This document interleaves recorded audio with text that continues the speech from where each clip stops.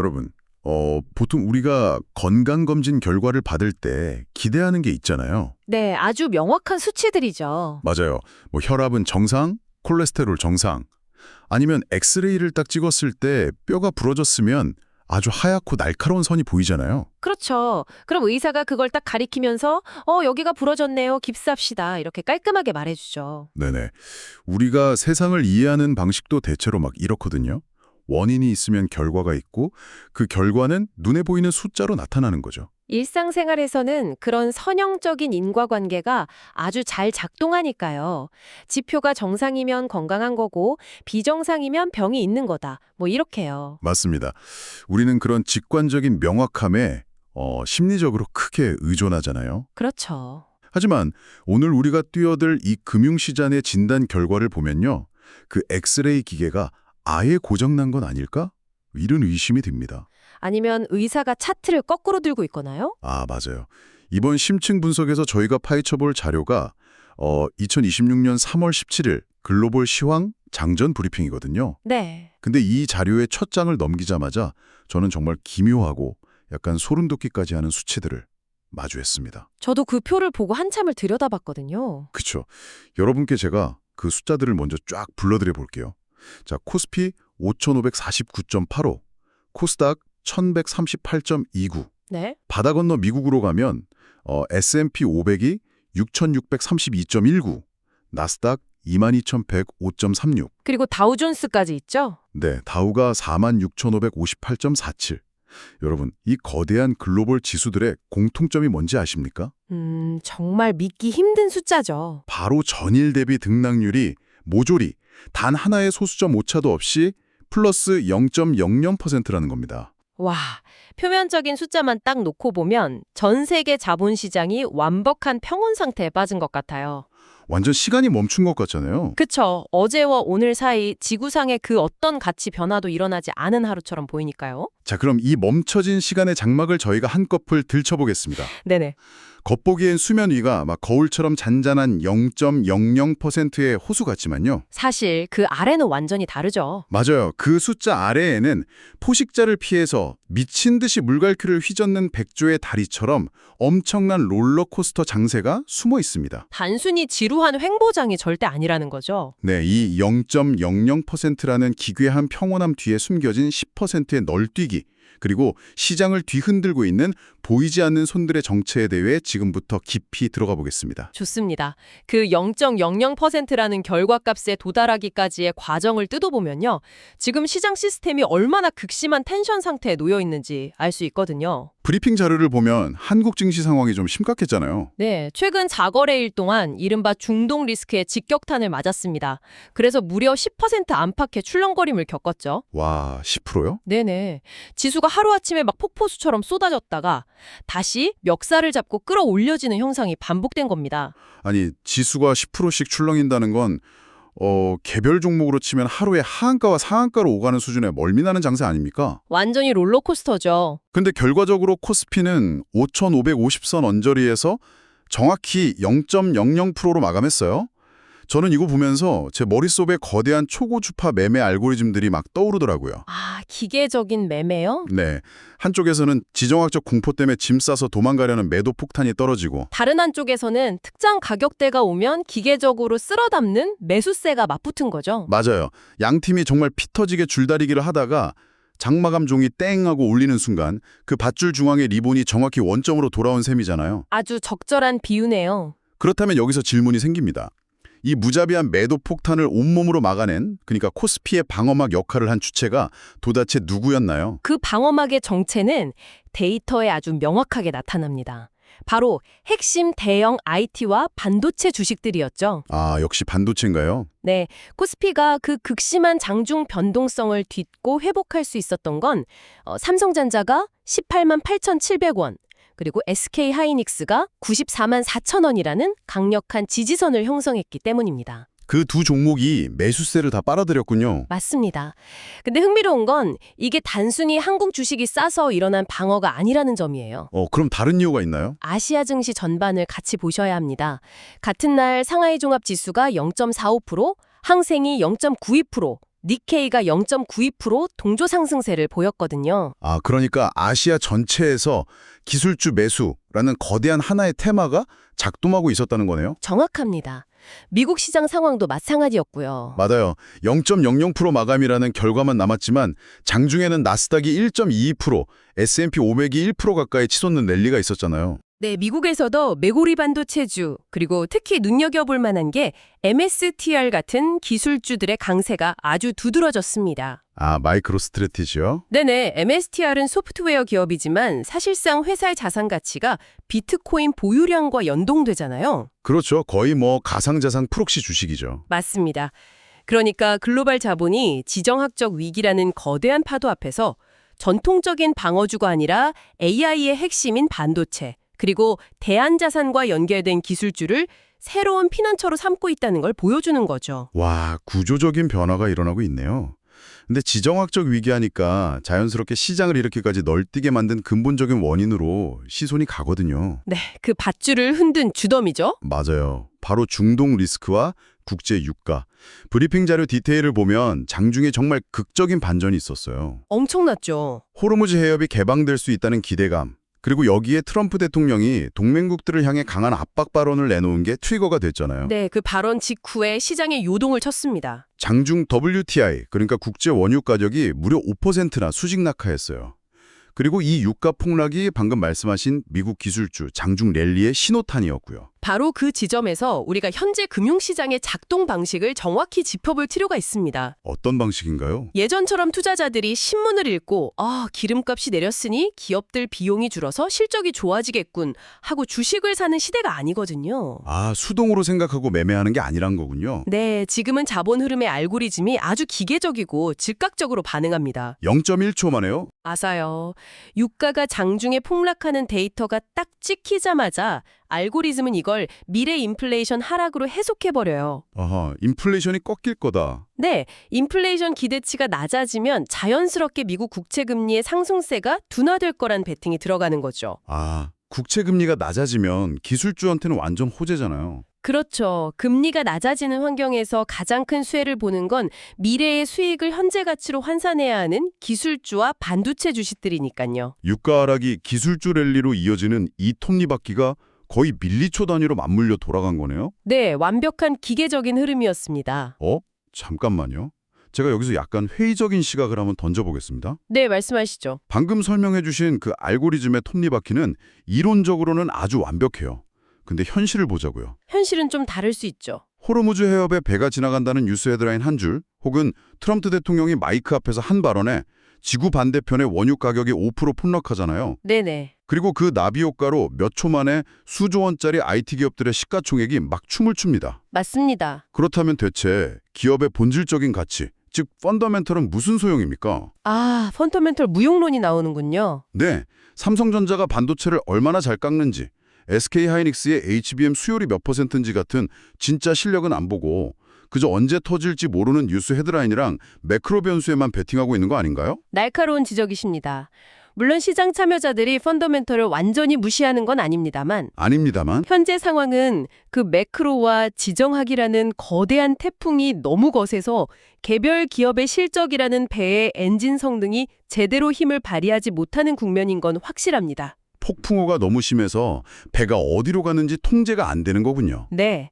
당장 유가의 최종 마감 가격만 봐도 시장의 이 혼란이 얼마나 극심한지 적나라하게 드러나잖아요. 맞아요. 장중에는 5%나 폭락해서 기술주 랠리를 막 축포처럼 쏘아 올리더니 네. 막상 뚜껑을 열고 장이 마감될 때 보니까 WTI가 전일 대비 2.62달러 상승한 64.89달러의 거래를 마쳤단 말이죠. 완전히 반전이죠. 심지어 브리핑 하단에 첨부된 월가 리포트들을 보니까 국제유가가 배럴당 100달러를 뚫고 120달러도 넘볼 수 있다, 이런 극단적인 인플레이션 공포 전망까지 혼재해 있어요. 맞습니다. 장중엔 평화가 왔다고 파티를 하더니 마감 땐 다시 전쟁 공포에 베팅을 한 셈이죠. 진짜 정신이 하나도 없네요. 이 모순적인 움직임이야말로 현재 시장이 방향성을 완전히 상실했다는 증거입니다. 방향성이 없다. 네. 유가가 120달러를 갈 수도 있다는 공포랑 트럼프의 한마디에 5%가 빠지는 기대감이 한 공간에 공존하고 있는 거예요. 야, 주식 시장만 보면 0.00% 보합이었지만 돈의 진짜 움직임을 추적하려면 주식 밖으로 시선을 돌려야겠네요. 맞습니다. 이른바 스마트 머니들이 어디로 도피하고 있는지 자산시장, 즉 FICC 시장의 데이터를 뜯어봐야 하죠. 네, 제가 이 브리핑 자료에서 FICC, 그러니까 채권, 외환, 상품 시장 데이터를 확인하고는 정말 헛웃음이 나왔거든요. 지표들이 막 서로 싸우고 있죠. 제 말이요. 지표들이 보내는 시그널들이 서로 멱살을 잡고 있어요. 일단 금리부터 볼까요? 네네. 미국 국채 10년물 금리가 4.261%로 5bp가 올랐습니다. 다가오는 FOMC의 매파적기죠. 즉, 연준이 금리를 안 내리거나 덜 내릴 거란 우려 때문에 채권 금리가 뛴 거잖아요. 그렇죠. 금리가 오르는 게 정상적인 반응이죠. 근데 환율을 보면요. 달러 인덱스는 97.63으로 오히려 약세를 보이고 있고 원달러 환율도 1489.34원으로 하락했어요. 보통 국채 금리가 오르면 달러도 같이 강세를 보이는 게 일반적인 교과서적 흐름인데 지금 그 공식이 완전히 깨져 있는 겁니다. 와, 여기서 끝이 아닙니다. 이자가 한 푼도 안 나오는 안전자산의 대명사 금 가격을 보시죠. 금값도 놀라웠죠. 금리 부담이 커졌는데도 불구하고 금값이 18달러가 올라서 무려 10만 3천 달러를 기록했습니다. 자료에 적힌 10만 3천 달러라는 숫자 자체가 인플레이션의 파괴력을 상징하는 것 같더라고요. 네, 안전자산 선호 심리가 엄청나게 강하게 작동한 겁니다. 하지만 여러분, 오늘의 진정한 압권, 저를 가장 경악하게 만든 데이터는 따로 있습니다. 바로 비트코인이요. 아, 그 부분. 브리핑 자료를 보면 비트코인이 ETF 순 유입 지속으로 무려 1240달러나 장중에 급등했다고 설명되어 있거든요. 네네. 근데 그 옆에 찍힌 비트코인의 현재가가 얼마인지 아십니까? 13달러로 기록되어 있어요. 13달러죠. 13달러요. 제가 어제 점심에 먹은 샌드위치 세트 가격입니다. 비트코인이요. 하하.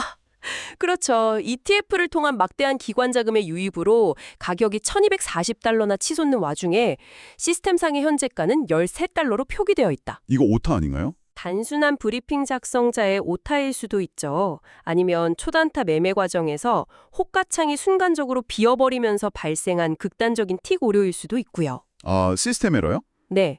하지만 중요한 건 이 숫자 자체가 현재 금융 시스템의 데이터 피드가 시장의 극단적인 자금 쏠림 현상을 제대로 감당하지 못하고 있다는 일종의 메타포로 작용한다는 점입니다. 아, 제 말이 그겁니다. 데이터 파이프라인조차 커져버릴 만큼 돈이 미친 듯이 오가고 있다는 거잖아요. 그렇죠. 지금 이 상황을 도대체 어떻게 이해해야 할까요? 금리가 오르는데 금값이 폭등하고 지정학적 위기 속에 안전자산으로 돈이 몰린다면서. 동시에 가장 극단적인 위험자산인 비트코인으로도 물리죠. 맞아요. 유동성의 상징인 비트코인 ETF로 붕칫돈이 쏟아져 들어오고 있어요.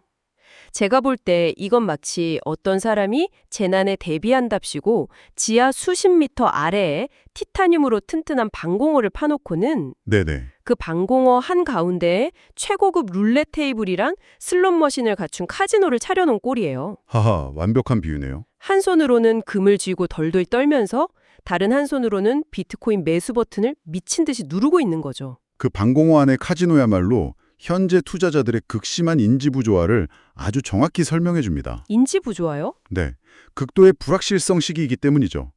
화폐 가치가 휴지 조각이 될지도 모른다는 공포에 금을 사들이면서도 다른 한편으로는 정부와 연준의 통제권 밖에 있는 새로운 형태의 유동성 피난처로 비트코인 ETF를 맹렬하게 사들이고 있는 겁니다. 와, 양극단으로 돈이 찢어지고 있네요. 그리고 이 혼란 속에서 우리가 주목해야 할 또 다른 스마트머니의 피난처가 있습니다. 어딘가요? 바로 구조적 성장이라는 대안입니다. 브리핑에 언급된 한국 시장의 특이한 움직임을 한번 보시죠. 아, 오늘 17일에 한국형 BDC가 출범하고 나노 MRI 조영제 시장을 공략하는 인벤테라가 코스닥에 상장한다는 뉴스요. 네, 바로 그 뉴스들입니다. 솔직히 저 처음 이 뉴스 읽었을 때는 굉장히 뜬금없다고 느꼈거든요. 맥락이 안 맞아 보이죠? 네. 전 세계가 중동 리스크니 유가 폭등이니 하면서 매크로 지표에 목숨을 걸고 있는데 갑자기 무슨 한국형 BDC 출범이랑 나노 MRI 바이오텍 상장이라니요? 그렇죠. 도대체 이런 개별적인 벤처 투자나 신규 상장 뉴스가 왜 이 거대한 시황 브리핑의 한 축을 차지하고 있는 겁니까? 스마트 머니가 아예 시장의 룰을 바꾸고 있다는 뜻으로 읽어야 하나요? 정확히 짚으셨습니다. BDC, 그러니까 기업성장 집합투자기구는 쉽게 말해 일반 투자자들도 벤처기업이나 비상장 기업에 자금을 댈 수 있도록 만든 상장펀드거든요. 네네. 유가나 금리 같은 거시경제 지표에 따라 하루하루 널뛰는 대형주 장세에 지친 자본들이 아예 매크로 이슈와는 무관하게 독자적인 생태계를 구축하며 성장할 수 있는 벤처 사모 시장으로 눈을 돌리고 있다는 뜻입니다. 아, 매크로 폭풍을 피해서 도망가는 거군요. 맞아요. 인벤테라 같은 바이오텍의 상장도 똑같은 맥락입니다. 호르무즈 해협이 봉쇄되든 말든 트럼프 대통령이 무슨 발언을 하든 나노 MRI 기술이 성공하면 대박인 거잖아요. 그렇죠. 그 기술이 성공해서 의료 현장에 도입된다면 그 기업의 가치는 알아서 상승합니다. 외부 충격과 상관없이 비가 오나 눈이 오나 독자적으로 성장할 수밖에 없는 이른바 방어적, 구조적 성장주로 자본이 대피하고 있는 현상인 거죠. 아, 외부의 매크로 폭풍을 피해서 자신만의 튼튼한 온실을 가지고 있는 기업들로 돈이 숨어들고 있다는 거네요. 정확합니다. 자, 여러분. 지금까지 저희는 이 기괴한 0.00%라는 폭풍의 눈 한가운데서 알고리즘과 스마트머니가 어떻게 팽팽하게 맞서고 있는지 확인했습니다. 네, 아주 치열했죠. 그렇다면 이제 시선을 브리핑 자료의 하단, 즉 다가오는 미래의 캘린더로 돌려보겠습니다. 일정이 아주 빼곡하죠. 맞아요. 달력에 아주 붉고 굵은 밑줄이 쳐진 날들이 우리를 기다리고 있거든요. 여기서 우리는 이 브리핑 리포트의 작성자가 왜 결론부에서 위험 회피 시 현금 및 안전자산 비중 확대라는 다소 방어적인 조언을 남겼는지 그 이유를 찾을 수 있습니다. 네네. 당장 시장 위에는 모건 스탠리가 띄운 거대한 먹구름이 자리 잡고 있죠. 아, 그 비관적 전망이요? 4월까지 S&P 500 지수가 6,300 수준까지 하락할 수 있다는 거잖아요. 네, 아주 섬뜩한 경고죠.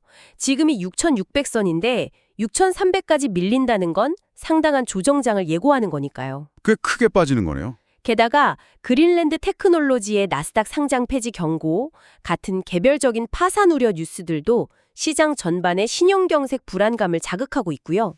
와, 캘린더 일정을 하루하루 좀 구체적으로 짚어볼까요? 당장 오늘 17일 화요일에 미국 트럼프 대통령의 연설이 예정되어 있습니다. 네, 오늘 가장 큰 이벤트죠. 앞서 유가 폭락의 원인 중 하나가 트럼프의 동맹 압박 발언이었다고 하셨잖아요. 그렇죠. 오늘 연설에서 방위비나 무역 관세에 관해 무슨 돌발 발언이 튀어나올지 진짜 아무도 예측할 수 없거든요. 그 발언 하나에 또 시장이 출렁이겠죠? 그리고 내일 18일에는 한국의 실업률 지표, 그리고 미국의 생산자 물가 지수, PPI 발표가 대기하고 있습니다. 네. PPI는 기업들의 도매 물가니까 향후 소비자 물가로 전이되는 인플레이션의 아주 강력한 선행 지표잖아요. 맞습니다. 그 지표들 하나하나가 시장을 1에서 2%씩 가볍게 흔들 수 있는 변수들이에요. 그렇군요. 하지만 진정한 하이라이트, 일주일의 운명을 결정지을 하이라이트는 단연코 19일 목요일에 몰려 있습니다. 드디어 최종 보스의 등장인가요? 그렇습니다. 미국의 연방공개시장위원회, 즉 FOMC의 금리 결정이 목요일에 있습니다. 두둥. 현재 시장은 3.75% 동결을 거의 기정사실로 예측하고 있습니다만 숫자가 다 아니잖아요. 그렇죠. 언제나 그렇듯 진짜 폭탄은 숫자가 아닙니다. 함께 발표되는 점도표, 그리고 무엇보다 이어지는 FOMC 기자회견이 중요합니다. 파월 의장 입만 쳐다보고 있겠네요. 네, 연준 의장이 인플레이션과 고용 침체 사이에서 어떤 뉘앙스로 단어 하나를 선택하느냐에 따라 시장은 폭등과 폭락을 오갈 겁니다. 단어 하나예요? 네네. 게다가 엎친 데 덮친 격으로 같은 날 일본은행 BOJ의 금리 결정까지 예정되어 있어요. 와, 같은 날이요? 네, 현재 0.75%로 예측되는데 일본이 금리를 올린다는 건 글로벌 시장에 깔려있던 값싼 엔화 자금, 즉 엔캐리 트레이드 자금이 청산될 수 있다는 거대한 위협을 의미하거든요. 글로벌 돈줄을 쥐고 있는 두 거인이 같은 날 동시에 입을 여는 거네요? 맞습니다. 와, 듣기만 해도 진짜 숨이 턱 막힙니다. 결국 어제와 오늘 한국 코스피가 5,550선을 꾸역꾸역 지켜냈고 미국의 S&P며 나스닥 지수들이 0.00%로 선방했다고 해서 네? 아, 이제 바닥을 다졌구나 하고 발 뻗고 잘 상황이 전혀 아니라는 거잖아요. 절대 아니죠. 목요일 FOMC라는 거대한 이벤트 전까지는 매수자나 매도자나 섣불리 방아쇠를 당기지 못한 채 참호 속에 그냥 엎드려 있는 눈치 싸움 기간인 거군요. 아주 정확한 비유입니다. 모건 스탠리의 6,300 하락 경고장까지 날아온 마당에 누가 감히 보스전 앞에서 자기 실탄을 함부로 낭비하겠어요? 그렇죠.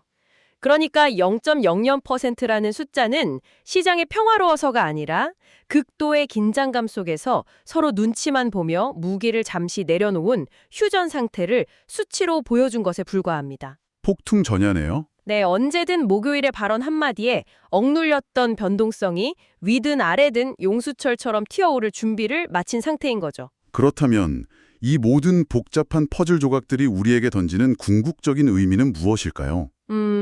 아주 중요한 질문이네요. 오늘 우리가 현미경을 들이대고 다룬 2026년 3월 17일의 장전 브리핑은 겉으로 보기엔 글로벌 모든 지수가 플러스 0.00%를 기록한 역사상 가장 지루하고 아무 일도 없는 하루처럼 보였습니다. 표면적으로는 그랬죠. 하지만 여러분이 저희와 함께 깊은 물속으로 들어가서 확인한 세계는 전혀 달랐습니다. 10%씩 요동치며 투자자들의 멘탈을 흔드는 멀미나는 장세. 네. 장중 5%가 폭락했다가 다시 오르며 알고리즘을 농락하는 유가. 그 혼란을 틈타 시장을 온몸으로 방어해낸 반도체 대형주들. 그리고 1240달러가 유입되며 현재가 13달러라는 기형적인 시스템 에러를 뿜어낸 비트코인까지. 맞아요.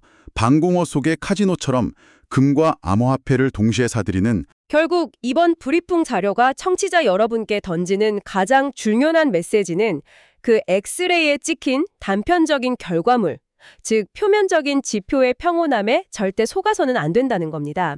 0.00%에 속지 말라. 네, 내일 아침 전략회의를 준비하시든 아니면 퇴근길에 개인적인 주식 계좌를 열어보시든 전일 대비 0.00% 마감이라는 안도감을 주는 헤드라인 뒤에서 어떤 거대한 자본의 알고리즘이 작동하고 있는지 읽어내는 통찰력이 그 어느 때보다 필요합니다. 통찰력이요? 네. 거대 자본은 이미 다가올 목요일의 폭풍을 대비해서 구조적인 피난처를 찾아 은밀하고도 발빠르게 움직이고 있으니까요. 맞습니다. 그래서 마지막으로 여러분께 이 도발적인 질문을 하나 던지며 오늘 심층 분석을 마무리할까 합니다. 네. 여러분, 만약 우리가 마주한 이 시장이 호르무즈 해협에 뜬 이름 모를 유조선 한 척의 동향이나 트럼프 대통령의 즉흥적인 연설 한 번에 10%씩 막 요동치고 네네. 그 거대한 매크로의 충격을 AI와 반도체 주식이라는 단일한 테마가 겨우겨우 상쇄하는 시대라면 우리가 과거 경제학 교과서에서 밤새워 줄을 쳐가며 배웠던 전통적인 기업 가치 평가, 즉 밸류에이션 모델은 이제 알고리즘과 지정학이라는 무자비한 파도 앞에서 그 의미를 영영 잃어가고 있는 것은 아닐까요? 정말 묵직한 화두네요. 여러분, 오늘 하루 여러분의 투자 포트폴리오를 움직인 진짜 동력은 무엇이었습니까? 기업이 땀 흘려 만들어낸 숫자였습니까? 아니면 스마트폰 알림창을 번쩍이며 지나가는 자극적인 헤드라인이었습니까? 이 질문에 대한 나름의 답을 한번 고민해 보시길 바랍니다. 네, 각자의 답을 찾아야 할 때입니다. 언제나 그렇듯 진짜 기회와 위협은 모두 표면 아래에 숨어 있으니까요.